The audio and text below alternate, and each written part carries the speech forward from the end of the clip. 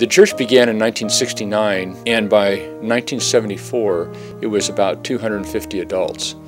We were meeting in the Seventh-day Adventist Church over on Carter Avenue, and by then we had grown to the point where we were bigger than the congregation of the Seventh-day Adventist Church.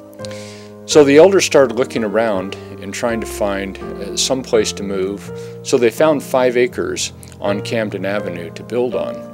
We gave gifts to the church to buy the property and do the street improvements, and then the church began to sell notes to itself for $425,000. Halfway through the program, the state of California stepped in and stopped the whole process.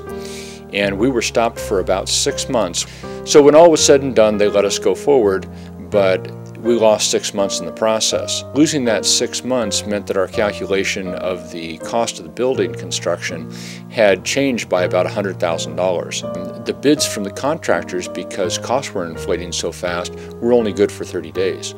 So as we cried out to the Lord, He actually raised up the $100,000 that was needed within 21 days. Those stones at the entrance of the church were really to remind us how God brought us to this Camden Avenue property.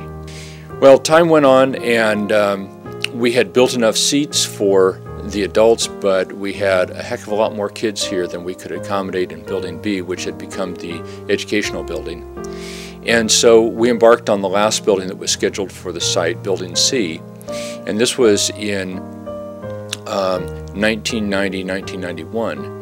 And we determined at that time that God didn't want us to sell notes to ourselves like we had done in the previous 2 buildings, but rather to raise the money on a pay-as-you-go basis. Nowhere during that period of time that we were building C did we have to halt construction at all for lack of funds.